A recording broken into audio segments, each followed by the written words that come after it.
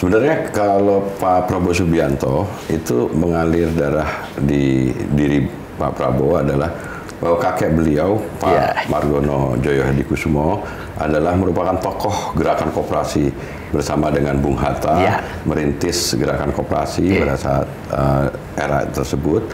Kemudian ayah dari Pak Prabowo Subianto, Profesor Sumitro Djoyo Hadikusumo, adalah merupakan salah satu pendiri dari Induk Koperasi Pegawai Negeri. Dan Pak Prabowo sendiri di Partai Gerindra juga membentuk koperasi, dan sudah 8 tahun sampai dengan sekarang Pak Prabowo masih menjabat sebagai Ketua Dewan Pembina Induk Koperasi Unit Desa. Nah, saya sudah 5 tahun belakangan ini juga menjadi Sekretaris Dewan Pembina Induk Koperasi Unit Desa. Untuk mencegah ini Pak, supaya validasinya akurat gitu, apa yang akan dilakukan oleh Kementerian Koperasi, Pak? Kita punya datanya. Oh, punya ya, Pak ya? Kemudian kita juga sudah konfirmasi kepada bank-bank penyalur, misalkan seperti Bank BRI. Kemudian kita juga sudah berkonsultasi tentu sebelumnya dengan pihak Kejaksaan Agung, BPKP, dan lain sebagainya. Gitu, untuk mengkonfirmasi detail dari jumlah yang harus dihapus bukukan. Gitu.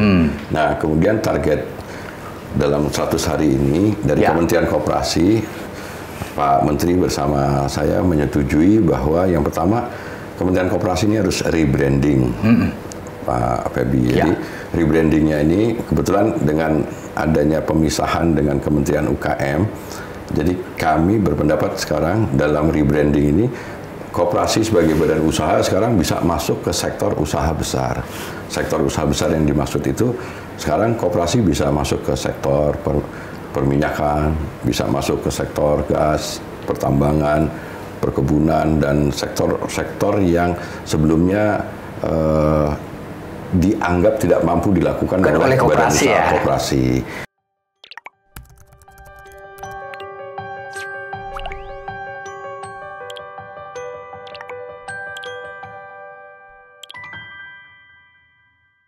Assalamualaikum warahmatullahi wabarakatuh. Salam damai sejahtera buat kita semua. Om Swastiastu, Namo Buddhaya, dan salam kebajikan.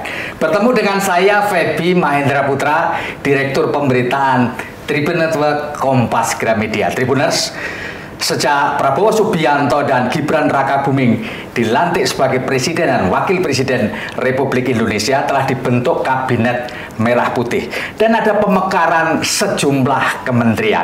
Dan sekarang saya berada di Kementerian Koperasi yang dulu menyatu dengan UMKM. Dan menteri yang diangkat di koperasi ini mempunyai wakil menteri. Dan orang yang menjadi wakil menteri adalah bukan orang baru di dunia perkoperasian. Dan untuk menjelaskan lebih lanjut apa yang akan dikerjakan oleh kementerian ini, saya telah bersama Wakil Menteri Koperasi Pak Ferry Yuliantono. Saya akan sapa beliau. Assalamualaikum, Pak. Waalaikumsalam, Pak Febi. Luar biasa, Pak Ferry. Pak Ferry, boleh cerita dong sedikit. Bagaimana ceritanya Bapak bisa diberi amanah sebagai Wakil Menteri Koperasi Republik Indonesia, Pak? Ya, alhamdulillah ketika setelah Pak Prabowo Subianto dilantik jadi Presiden Republik Indonesia tanggal 20 Oktober, kemudian tanggal 22 seingat saya hari Selasa. Betul. Pagi saya dihubungi oleh pihak Presiden, dan kemudian jam 1 saya diberitahu untuk harus hadir di Kertanegara. Kemudian jam 3 saya datang ke Kertanegara dan ketemu Pak Prabowo sebagai Presiden, dan Pak Prabowo dalam diskusi dengan saya, beliau menyampaikan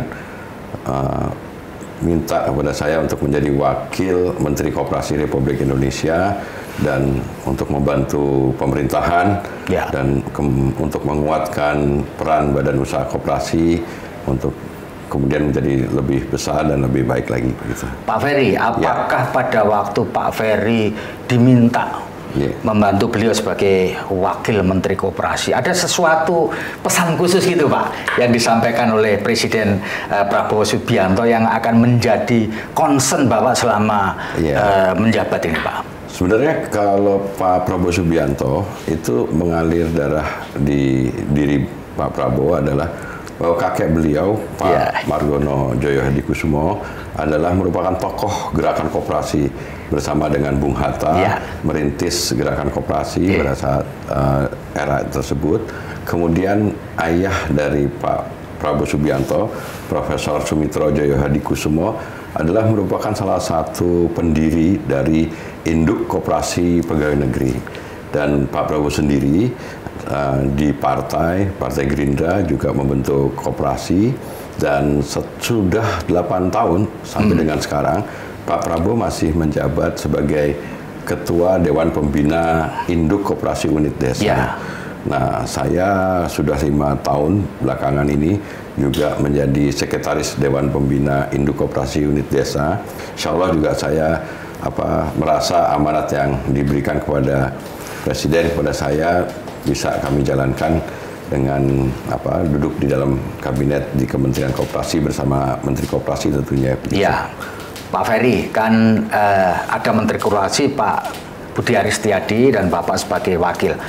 So far, apakah ini sudah klik Pak dengan Pak Menteri Koperasi? Ya, saya dengan Pak Menteri sudah punya hubungan persahabatan udah lama ya. Dan mudah-mudahan keberadaan saya ini juga bisa memperkuat menjadi duet bersama-sama dengan Pak Menteri, tentu untuk membangun Kementerian Koperasi di dalam pemerintahan Pak Prabowo ini menjadi seperti yang diinginkan oleh Presiden. Saya kebetulan punya pengalaman pernah menjadi Ketua Umum Induk Koperasi Pedagang Pasar, pernah sampai sekarang menjadi pengawas Induk Koperasi Pondok Pesantren, kemudian di dalam gerakan koperasi, bahkan di Dewan Koperasi Indonesia sendiri saya sebagai salah satu pimpinan. Jadi mudah-mudahan pengalaman latar belakang bisa membantu kementerian bersama Pak Menteri untuk bisa lembaga ini, kementerian ini bisa berperan aktif gitu. Dan duet bersama Pak Menteri Pak Budi Ari tentu karena memang udah lama kenal, beliau cepat adaptasi, kemudian cepat belajar, dan saya rasa insya Allah bisa makin memperkuat kementerian ini gitu. Ya, Pak Ferry, kalau boleh saya tahu Pak, quick win yang akan dilakukan oleh kementerian ini dalam 100 hari kedam, biasanya sih orang tanya aja seperti itu, quick win-nya apa sih yang akan dilakukan, mengingat bahwa kita sudah mulai jalan dan tentu masyarakat ingin tahu apa yang kepingin dicapai. Yang pertama tentu kemarin kita juga menyampaikan sebenarnya keinginan dari Kementerian Koperasi atas dasar aspirasi dari koperasi-koperasi yang menerima manfaat dari kredit usaha tani pada saat periode 98-99 itu yang mengalami kemacetan dan tunggakan yang sebenarnya oleh lembaga keuangan yang menyalurkan sebenarnya sudah dihapus bukukan, tetapi masih oleh pemerintah belum dihapus tagih gitu, sehingga karena ini menyangkut hampir 6 juta penerima manfaat yang terdiri dari petani, nelayan, kemudian kita juga dari kementerian merasa bahwa dari jumlah yang disalurkan pada saat itu hampir 7 triliun yang sudah kembali dibayarkan oleh para petani dan nelayan yang menerima kredit usaha tani itu 2 triliun, jadi ada sekitar hampir 5 triliunan yang macet. Dan oleh karena itu sebenarnya kalau dihitung penerimaan manfaatnya hampir 6 juta orang, jumlah yang disalurkan yang macet itu 5 triliun, jadi per petani atau nelayan itu masing-masing nggak sampai 1,5 juta rupiah, yang menurut hemat kami ada baiknya itu dihapus buku dan hapus tagih, sehingga tidak membebani lagi dan membersihkan lagi stigma bahwa badan usaha koperasi itu tidak mampu untuk kembalikan. Karena memang pada saat 98-99 penyaluran kredit usaha tani itu adalah dalam rangka social safety net, karena pada saat itu terjadi krisis ekonomi. Jadi tapi kami beranggapan bahwa ini jutaan orang jumlahnya per keluarga petani atau nelayan itu kan nggak sampai 1,5 juta rupiah. Jadi alangkah baiknya kalau kemudian di dalam pemerintahan Pak Prabowo ini juga bersama-sama dengan para petani dan nelayan yang mengalami bencana, mengalami situasi berat pada saat COVID itu dilakukan semacam pengampunan. Dan alhamdulillah kemarin Pak Prabowo sebagai presiden telah mengeluarkan peraturan presiden mengenai penghapusan hutang petani dan nelayan dan usaha menengah kecil dan mikro begitu. Jadi Pak Ferry, jadi jelasnya di pemerintahan Pak Prabowo nanti yang tunggaan 5 triliun ini hak tagihnya harus dihapus. Yang betul, terutama ya? Yang kredit usaha tani. Kredit usaha tani yang tadi Pak Ferry sebutkan. Kementerian Koperasi itu. 5 triliun rupiah ya Pak. Ya. Itu yang hak tagihannya dihapus. Iya, itu karena 6 juta petani. 6 juta petani dan ya. nelayan gitu. Tapi sebelumnya memang dia sudah dihapus bukan, tapi belum dihapus tagihnya belum dihapus ya Pak. Belum. Lalu yang kemudian ya terkait dengan COVID Pak, ini kan sangat teknikal sekali ya Pak. Ya. Dan ini sangat ditunggu-tunggu orang ini. Teknikalnya gimana Pak Ferry Pak? Ya kalau kemudian Presiden sudah membuat pengampunan seperti ini, jadi itu harus ditindaklanjuti tentu dengan pihak bank penyalurnya dan dilegalisasikan oleh Kementerian Hukum sehingga memang mereka terbebas dari beban kewajiban tersebut gitu. Jadi ini ada targetnya nggak Pak? Bahwa ini akan kelar semua ini dalam tahun ini apa tahun depan? Seharusnya ini bisa di tahun ini, di tahun 2024 nanti. Lebih cepat lebih baik. Dan bagi kami yang di Kementerian Koperasi, koperasi kalau itu sudah terjadi, koperasi bisa menjadi penyalur lagi, mendapatkan kepercayaan untuk menjadi penyalur kredit usaha rakyat dan lain sebagainya, gitu yang sebenarnya yang dibutuhkan oleh koperasi-koperasi, baik koperasi tanaman pangan, hortikultura, perkebunan, peternakan, perikanan, koperasi produsen yang lain. Gitu. Dan Pak Ferry, untuk mencegah ini Pak, supaya validasinya akurat gitu, apa yang akan dilakukan oleh Kementerian Koperasi Pak? Kita punya datanya. Oh punya ya Pak ya? Kemudian kita juga sudah konfirmasi kepada bank penyalur, misalkan seperti Bank BRI. Kemudian kita juga sudah berkonsultasi tentu sebelumnya dengan pihak Kejaksaan Agung, BPKP dan lain sebagainya. Gitu. Untuk mengkonfirmasi detail dari jumlah yang harus dihapus bukukan gitu. Nah, kemudian target dalam 100 hari ini dari Kementerian Koperasi, Pak Menteri bersama saya menyetujui bahwa yang pertama Kementerian Koperasi ini harus rebranding, Pak Febi. Jadi rebrandingnya ini kebetulan dengan adanya pemisahan dengan Kementerian UKM, jadi kami berpendapat sekarang dalam rebranding ini koperasi sebagai badan usaha sekarang bisa masuk ke sektor usaha besar. Sektor usaha besar yang dimaksud itu sekarang koperasi bisa masuk ke sektor perminyakan, bisa masuk ke sektor gas, pertambangan, perkebunan, dan sektor-sektor yang sebelumnya dianggap tidak mampu dilakukan oleh badan usaha koperasi. Kemudian dalam rebranding itu Kementerian Koperasi juga sekarang melakukan terobosan-terobosan agar pemahaman masyarakat khususnya di generasi muda dan milenial terhadap badan usaha koperasi ini bisa lebih masif lagi dilakukan karena banyak sekali dari kalangan generasi muda atau milenial yang sekarang kurang paham lagi dengan koperasi. Tapi rebranding kepada generasi muda dan milenial ini itu akan kita barengi dengan proses dorongan dari Kementerian Koperasi terhadap badan usaha koperasi supaya mereka juga masuk ke sektor industri. Jadi kalau sebelumnya misalkan contoh koperasi peternakan sapi perah, nah, sekarang kita dorong supaya koperasi tersebut bisa ikut di dalam industri pengolahan susu. Ada koperasi sawit, kita juga akan mendorong dari kementerian supaya koperasi tersebut punya kepemilikan di dalam pabrik CPO-nya atau di pabrik produk turunan dari sawit tersebut. Ya. Itu kalau itu udah terjadi, di satu sisi koperasi masuk ke sektor industri, milenialnya kemudian kita kampanyekan, sosialisasikan, insya Allah itu akan menjadi alternatif orientasi dari kalangan milenial untuk bisa berkiprah di badan usaha koperasi. Pak Ferry, saya mau kembali lagi yang ke write off tadi ya, penghapusan utang tadi Pak.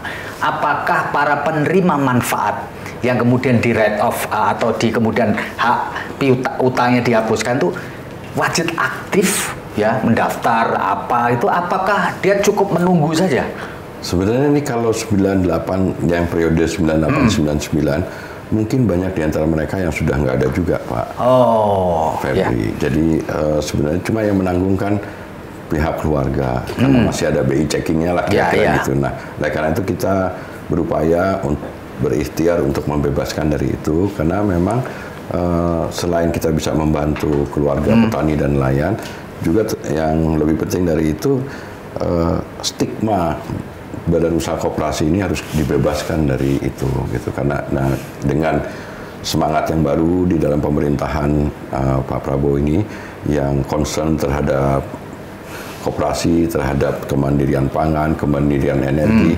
kita punya harapan badan usaha koperasi bisa lincah lagi dan kemudian bisa berperan lebih besar di dalam perekonomian nasional. Kalau yang terkait COVID gimana, Pak? Adakah mungkin yang COVID itu pihak Kementerian UMKM mungkin lebih relevan untuk menjelaskan, karena banyak di antara pengusaha-pengusaha kecil, menengah, dan mikro yang pada saat itu diberi bantuan dari lembaga-lembaga perbankan, pembiayaan yang kayak gitu. Tapi memang kalau Kementerian Koperasi belum menelusuri apakah ada koperasi-koperasi yang pasti ada kan ya, Pak ya? Tapi kalau kami berpendapat dalam periode yang lebih awal, yang 98-99, karena itu kurun waktu periodenya udah lebih awal, lebih lama, ada baiknya kita kemarin memberi surat resmi Pak Menteri kepada Presiden untuk mempertimbangkan masalah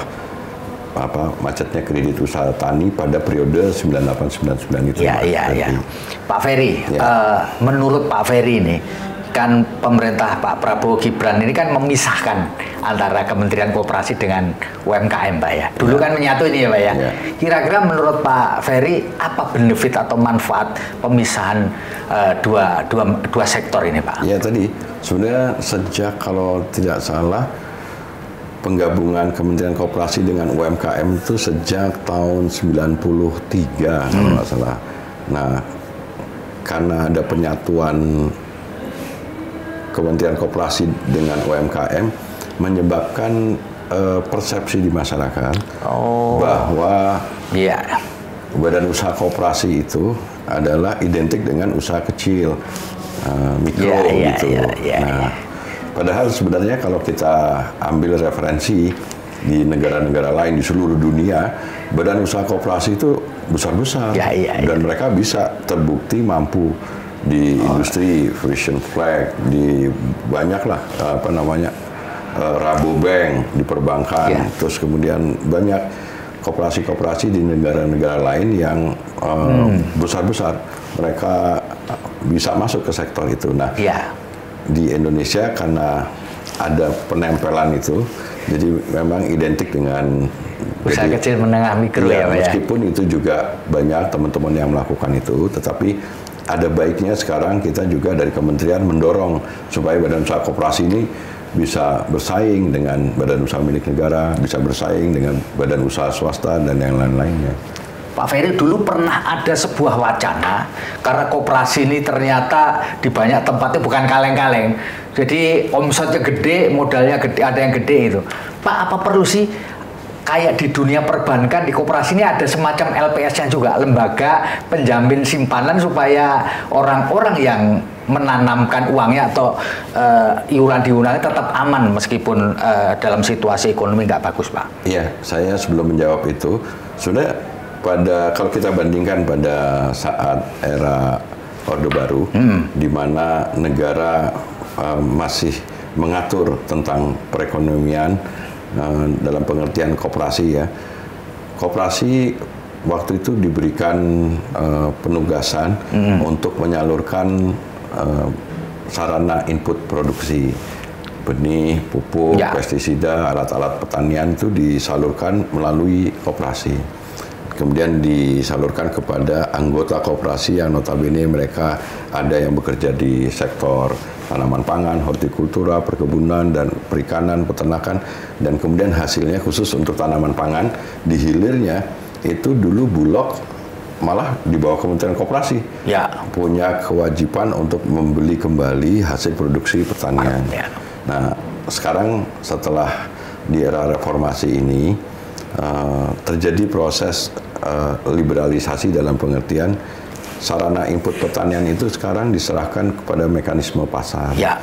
Dan hasil produksi dari petani pun juga tidak langsung dibeli oleh Bulog, karena Bulog pun juga bergeser perannya, tidak lagi jadi perum yang punya kewajiban untuk membeli, tapi menjadi persero yang memang dia harus cari profit oriented lah. Nah, oleh karena itu Pak Prabowo sebagai presiden ingin sebenarnya mengembalikan lagi itu fungsi penyaluran sarana input pertanian kepada koperasi terlibat di situ. Kemudian gudang-gudang lantai kering yang dimiliki oleh KUD itu bisa dilengkapi oleh dryer pengering yang kemudian gabah kering panen, gabah kering giling yang diproses itu bisa memiliki kadar air yang rendah sehingga bisa masuk kualifikasinya dengan Bulog. Bulognya sekarang juga alhamdulillah sudah kembali langsung di bawah presiden ya. Dan tentu itu juga akan diberi kewajiban, diberi tugas untuk wajib membeli hasil dari petani di Indonesia. Koperasi simpan pinjam ya. Kegiatannya adalah menyalurkan kegiatan simpan pinjam kepada anggota. Ya. Nah, tapi sekarang juga ada yang memanfaatkan badan usaha koperasi untuk melakukan aktivitas simpan pinjam yang motifnya juga tidak kepada anggota, tapi kepada masyarakat. Itulah yang menyebabkan banyak sekali koperasi yang khususnya di simpan pinjam yang bermasalah. Karena mereka sebenarnya rentenir yang memakai kedok koperasi. Jadi harus dipisahkan pemahaman itu. Nah, LPS tadi, Pak Febri, jadi itu memang sebaiknya harus ada. Kalau di perbankan itu kan ada lembaga penjamin simpanan ya, jadi semacam. Nah, di koperasi memang belum ada. Nah, hal-hal seperti ini harusnya diakomodir di dalam undang-undang perkoperasian. Nah, undang-undang perkoperasian masalahnya sudah lama tidak diperbaharui. Jadi undang-undang perkoperasian yang terakhir itu udah tahun 92 ya. Jadi perlu dikoreksi dan kita sudah mendorong lahirnya undang-undang perkoperasian yang baru, yang lebih relevan, lebih adaptatif dengan situasi sekarang, termasuk juga tadi ada soal lembaga penjamin simpanan. Nah, ini kemarin juga dalam rapat dengar pendapat dengan Komisi 6, Pak Menteri menyampaikan beberapa hal, perlunya undang-undang perkoperasian. Pak Muhaimin sebagai Menteri Koordinator Pemberdayaan Masyarakat pun juga mendukung lahirnya undang-undang perkoperasian yang baru, yang lebih adaptif gitu, lebih relevan gitu. Pak, sebelum undang-undang koperasi itu disempurnakan lah Pak ya, diperbaiki gitu. Bagaimana caranya Kementerian Koperasi untuk mencegah supaya kasus Indosuria ya dan koperasi yang berkedok koperasi itu tidak muncul di era ke depan ini Pak, sambil menunggu itu tadi Pak? Ya, kami kemarin atas arahan Pak Menteri, saya diberi tanggung jawab untuk membentuk Satgas ya Pak ya? Di sini, dan kita inventarisasi masalah koperasi bermasalah, khususnya koperasi simpan pinjam. Nah, di dalam masalah yang terjadi di koperasi simpan pinjam itu memang ada penyimpangan yang tadi, yang harusnya koperasi itu kita berikan izin untuk melakukan aktivitas simpan pinjam, ternyata menyimpang, mereka diversifikasi usaha bahasanya gitu. Ada yang kemudian bisnis di sektor perumahan, ada yang bisnis di sektor yang lain-lainnya yang tidak sejalan dengan ketika izin dari Kementerian Koperasi itu diberikan. Tetapi di sisi yang lain, kami juga introspeksi bahwa Kementerian Koperasi seharusnya selain memberikan izin, itu juga kita punya pengawasan punya tangan yang bisa ikut terlibat di dalam koperasi-koperasi yang kita berikan izin, khususnya di koperasi simpan pinjam. Karena beda kan sifat Kementerian BUMN jika dibandingkan dengan Kementerian Koperasi. Kementerian BUMN terhadap BUMN-nya, Kementerian BUMN punya hak untuk mengganti Dewan Komisaris, punya hak untuk mengganti Dewan Direksi. Tapi Kementerian Koperasi, kita hanya sebatas memberikan izin. Kita tidak punya hubungan seperti yang ada di Kementerian BUMN, sifatnya batiniah nih, antara Kementerian Koperasi dengan koperasi-koperasi yang ada nih Pak. Nah harusnya itu kita juga dilengkapi supaya kita punya tangan yang mampu mengontrol prosesnya itu tidak nyimpang gitu di kemudian hari ya. Nah terhadap yang sudah terjadi kita akan pilah, kita akan tadi juga sudah ada pembicaraan beberapa koperasi-koperasi simpan pinjam yang bermasalah, kita fasilitasi lawyer-lawyer dari dua belah pihak untuk kemudian kita undang ke Kementerian Koperasi, kemudian kita nyari penyelesaiannya, karena yang terpenting bagi Kementerian Koperasi adalah bagaimana tanggung jawab terhadap nasabah yang tentu harus kita prioritaskan kan begitu. Kalau di dunia perbankan itu kan ada OJK Pak, Otoritas Jasa Keuangan. Dia punya kewenangan kuat, ngawasi, nutup dan seterusnya. Nah, apakah dalam proses terutama koperasi simpan pinjam itu ada pemikiran gitu Pak, bahwa Kementerian Koperasi juga punya semacam OJK gitu yang bisa melakukan pengawasan, lalu kemudian memberi sanksi dan seterusnya gitu Pak? Ya, sebenarnya juga ini harus didudukan lagi. Sebenarnya ketika koperasi, khususnya misalkan koperasi simpan pinjam melakukan kegiatan simpan pinjam, tapi dilakukan istilahnya itu in-house atau terhadap anggotanya, sebenarnya close loop gitu ya. Itu sebenarnya kan bukan ranahnya OJK. Menjadi ranahnya OJK ketika koperasi simpan pinjam itu bukan hanya melayani anggota, tapi juga kepada masyarakat. Nah, sebenarnya kepada masyarakat boleh. Kalau koperasi simpan pinjam melakukan pengembangan usahanya untuk memperlebar nasabah, debitur, dan lain sebagainya, itu kan tentu harus ke masyarakat. As long as panjang dia menjangkau masyarakat, tapi masyarakat itu menjadi anggota koperasi, seharusnya itu menjadi ranahnya Kementerian Koperasi, bukan ranahnya OJK.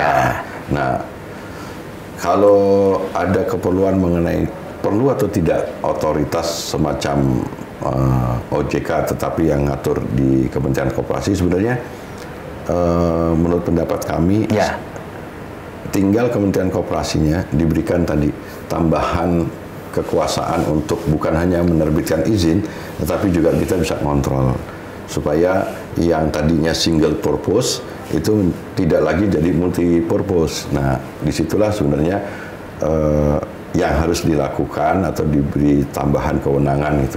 Nah, Kementerian Koperasi ini juga gini Pak Febri, kemarin pada saat rapat dengar pendapat kami mengusulkan dan kami sudah berkonsultasi dengan Bappenas, berkonsultasi dengan Menpan, Kementerian PAN RB, kemudian dengan Sekretariat Negara juga, bahwa Kementerian Koperasi ini sekarang harus didorong naik di dalam klaster Kementerian Kelompok 2, di mana artinya anggarannya juga harus ditambah. Bukan hanya soal anggarannya, tapi kewenangannya juga ditambah. Kemudian kita juga punya kepanjangan tangan kepala-kepala dinas, yang kepala-kepala dinas itu kan tadi relevansinya adalah dia ikut membantu ngontrol supaya tidak terjadi penyimpangan koperasi menjadi koperasi yang bermasalah. Dari sejak awal kita punya alert system atau sistem deteksi awal yang mencegah supaya koperasi-koperasi khususnya misalkan koperasi simpan pinjam tidak jadi masalah gitu. Pak Ferry, boleh nggak kita tahu dari deteksi yang dilakukan oleh Kementerian Koperasi sampai sekarang ini berapa banyak Pak koperasi simpan pinjam yang bermasalah Pak? Kemarin dapat informasi ke kita yang sudah kita juga kita anggap besar gitu ya, itu ada 13 koperasi. 13 koperasi ya Pak? 13 koperasi. Kalau boleh saya tahu omsetnya ada sampai yang satu koperasi simpan pinjam itu misalkan contoh Indosuria itu bisa 15 triliun per tahun. Iya kan? Belum lagi koperasi simpan pinjam yang lainnya. Jadi ini yang kita akan prioritaskan adalah soal penyelesaian kepada nasabahnya. Nah, makanya Kementerian Koperasi dalam satgasnya nanti akan memfasilitasi lawyer dari kedua belah pihak itu untuk mencari titik temu. Yang kita dorong adalah, kita utamakan adalah penyelesaian terhadap nasabah-nasabahnya, apalagi nasabahnya adalah nasabah-nasabah yang mereka pas-pasan atau punya kebutuhan tertentu. Jadi itu menjadi prioritas kita. Gitu. Dan tentu juga penindakan dari aparat penegak hukumnya yang jelas. Pak Ferry, ini ada guyonan ini. Katanya Kementerian Koperasi ini adalah Kementerian Air Mata. Ini bener nggak sih, Pak? Air mata itu artinya nggak ada duitnya gitu. Anggarannya kecil sehingga geraknya menjadi sangat terbatas. Benar nggak, Pak? Ya, karena kemarin seperti yang tadi saya sampaikan, kementerian ini dikelompokkan dalam kementerian klaster 3. Kewenangannya terbatas, anggaran terbatas, kita tidak punya kepanjangan tangan. Ada dinas-dinas koperasi yang di daerah-daerah itu digabung dengan Kementerian Perindustrian, Perdagangan. Kadang-kadang kepala dinasnya bukan orang koperasi gitu.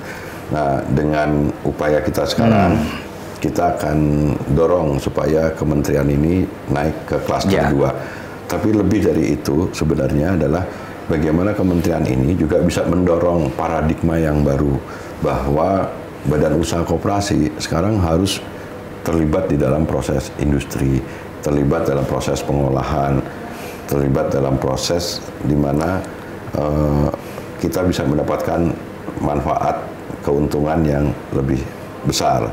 Dan kita bisa buktiin sekarang koperasi-koperasi ada yang sudah mulai ikut dalam bisnis minyak. Contoh kemarin di Sumatera Selatan ada koperasi yang ngelola sumur ex Pertamina, idle well gitu, yang kemudian mereka bisa berproduksi di satu sumur itu 15 barel per hari.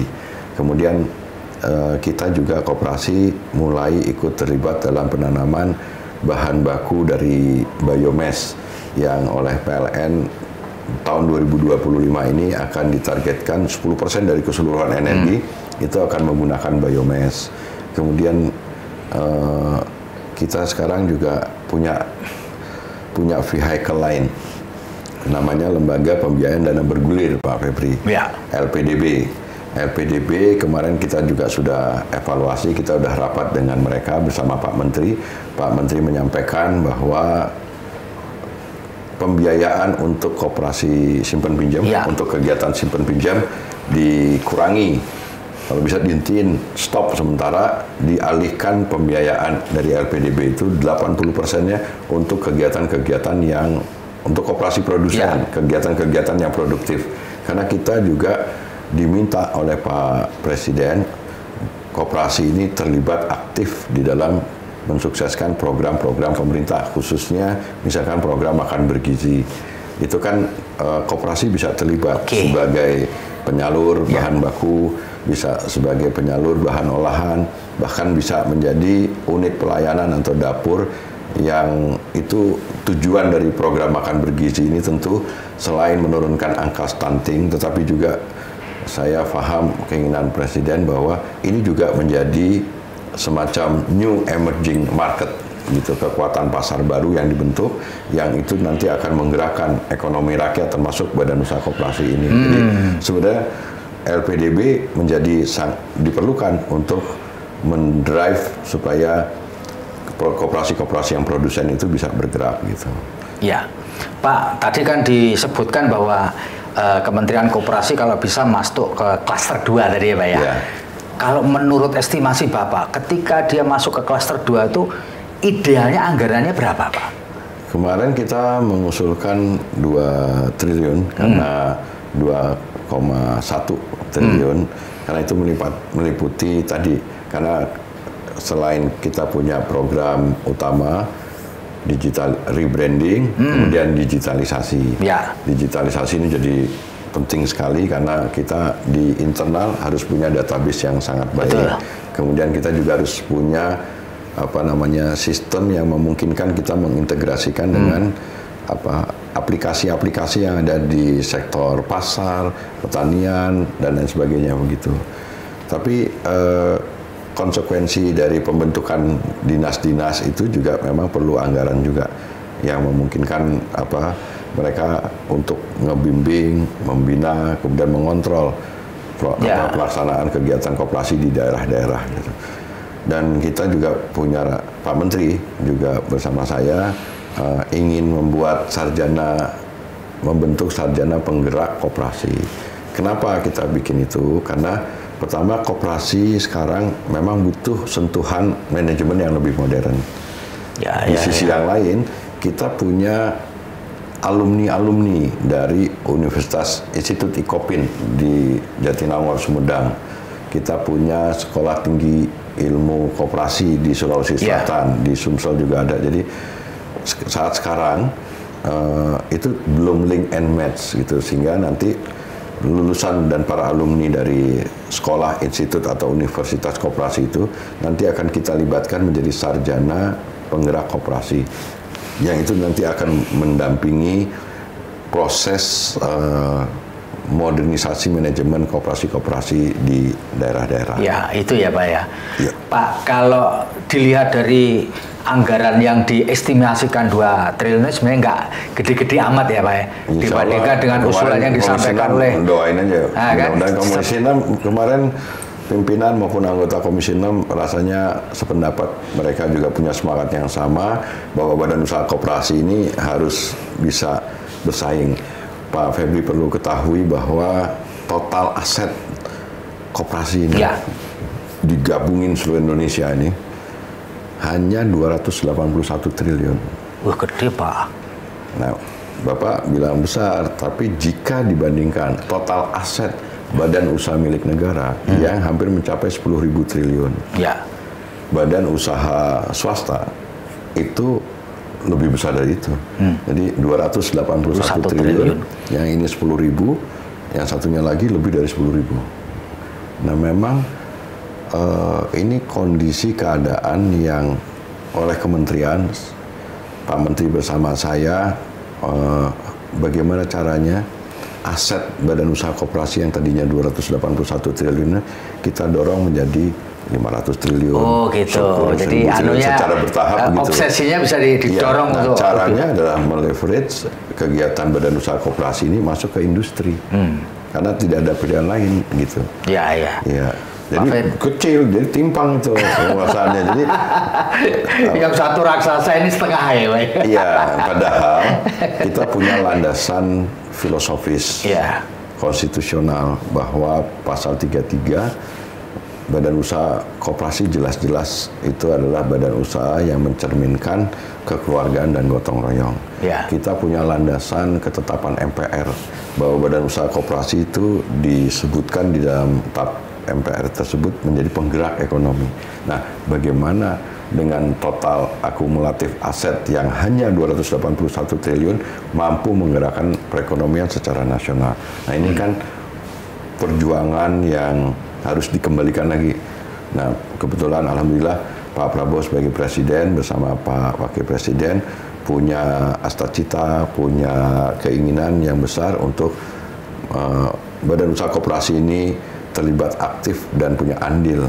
Seperti ketika dulu koperasi telah terbukti mampu membawa pedesaan swasembada pangan, mampu membuat petani, keluarga nelayan di pedesaan mampu menyekolahkan anak-anaknya ke sekolah-sekolah yang baik-baik, universitas negeri dan lain sebagainya. Jadi ada keinginan dari Pak Prabowo sebagai presiden dan Pak Gibran dan sebagai wakil presiden mengharapkan ya Kementerian Koperasi ini meskipun penuh air mata, tapi kita yakin kalau kemudian skema-skema ini diberikan kepada kami akan merubah badan ini menjadi akan kuat lagi gitu. Kementerian Koperasi sampai dulu juga begitu.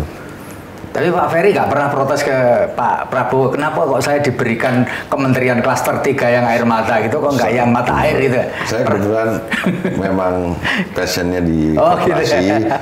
Beliau juga mungkin tahu dan mengharapkan saya bersama Pak Menteri merubah ini menjadi tantangan kita, merubah kementerian ini menjadi jadi mengubah kementerian air mata menjadi mata air gitu Pak ya? Kan kalau badan usaha koperasi ini maju, rakyat juga pasti maju. Kenapa? Karena badan usaha koperasi adalah merupakan badan usaha perkumpulan orang. Yang membedakan dengan badan usaha yang lain yang merupakan perkumpulan modal. Ya, betul, Sehingga kalau koperasi maju itu tentu yang terlibat, masyarakat yang terlibat akan banyak gitu. Jadi kalau koperasinya maju, rakyat kita pasti maju juga. Gitu ya Pak ya? Iya.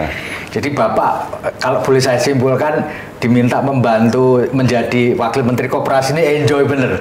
Ya, karena sesuai dengan pertama ya apa-apa yang sudah ini amanat perjuangan dan saya tentu akan bekerja keras. Pak Menteri juga apalagi untuk suksesnya kementerian ini adalah suksesnya pemerintahan, suksesnya presiden, suksesnya wakil presiden, dan suksesnya kabinet merah putih ini. Dan memang kalau kita lihat sekarang kondisi kehidupan di pedesaan ini, kalau koperasi bisa bergerak lagi, kemudian itu tentu akan berbeda. Dan pertumbuhan ekonomi kalau pedesaan itu naik, itu terdorong karena ada peningkatan jumlah permintaan dan aktivitas ekonomi yang baik, tentu akan mendorong pertumbuhan ekonomi secara nasional bisa lebih tinggi lagi. Mudah-mudahan kita bisa membantu pemerintah supaya mengejar target angka mencapai 8% gitu. Pak Ferry, ini pertanyaan saya yang terakhir, Pak. Ya. Bapak bisa cerita seberapa kenal Bapak dengan Pak Prabowo dan kesan Pak Ferry terhadap Pak Prabowo selama ini, Pak? Silakan, Pak. Iya, pertama saya ini kan latar belakangnya demonstran, aktivis. Saya pernah ditahan, pernah di penjara pada periode 2008. Kemudian beliau juga tahu apa pikiran saya, semangatnya saya, dan saya juga senang dengan Pak Prabowo karena Pak Prabowo juga relatif punya kesamaan pikiran. Dulu saya pernah di organisasi petani, Pak Prabowo menjadi ketua umum HKTI, kami pernah rapat bersama, pernah memperjuangkan pada saat itu tentang bagaimana membuat program pengadaan gabah dan beras dalam negeri. Kami bersama-sama melakukan keliling waktu itu, mendorong supaya ada insentif-insentif yang dilakukan oleh Bulog, dan alhamdulillah tahun 2006 itu kita ternyata bisa tidak harus mengimpor beras, ternyata kita cukup gitu. Nah, jadi ada banyak kesamaan dari Pak Prabowo gitu dengan saya. Dan ketika saya keluar dari penjara 2009, tahun 2013 saya ikut bergabung di Partai Gerindra. Kemudian saya diberi kepercayaan oleh beliau sebagai Ketua Gerindra di Provinsi Jawa Barat. Kemudian tahun 2016 saya diberi amanat untuk menjadi salah satu wakil ketua umum di Partai Gerindra sampai sekarang. Dan sekarang saya diberikan tugas di Kementerian Koperasi ini sebagai wakil Menteri Koperasi. Tentu ini adalah amanat tugas yang harus diselesaikan secara baik, dan mudah-mudahan ini bisa membuat Pak Prabowo, cita-citanya juga memang beliau saya tahu persis gitu. Beliau adalah orang yang selalu bela kepentingan petani, nelayan. Kemudian juga beliau concern terhadap pedagang pasar. Saya pernah juga menjadi ketua umum Asosiasi Pedagang Pasar. Pak Prabowo Subianto juga pernah menjadi ketua umum Asosiasi Pedagang Pasar. Jadi kurang lebih saya tahu apa yang diinginkan oleh beliau, dan mudah-mudahan bisa memenuhi target-target beliau sebagai presiden gitu. Pak, ini benar-benar yang terakhir nih. Kalau sifat yang Bapak kenal dari Pak Prabowo yang paling khas apa, Pak? Yang paling khas yang Bapak ingat ya? Beliau banyak memberikan challenge atau tantangan yang ketika kita bisa melakukan atau mencapai itu, beliau adalah orang yang sangat apresiatif gitu. Dan beliau tidak lupa terhadap, beliau orang yang loyal bukan hanya terhadap atasan, tapi beliau adalah orang yang loyal terhadap anak buah gitu. Kita sebagai anak buah, kader gitu, itu kita senang gitu bekerja sama dengan beliau gitu, baik sebagai sahabat baik sebagai beliau Ketua Umum Partai Gerindra ya. Ya, maupun sekarang beliau sebagai Presiden Republik Indonesia. Ya. Mudah-mudahan kita berharap banyak pemerintahan Kabinet Merah Putih ini, saya lah di Kementerian Koperasi ini bisa minimal bisa membantu secara keseluruhan prestasi dan dari Kabinet Merah Putih yang dipimpin oleh beliau gitu. Oke. Terima kasih Pak Ferry. Doa dan dukungannya jadi ya. Supaya Kementerian Koperasi ini berhasil lah gitu. Ya. Terima kasih Pak Ferry ngobrol kita.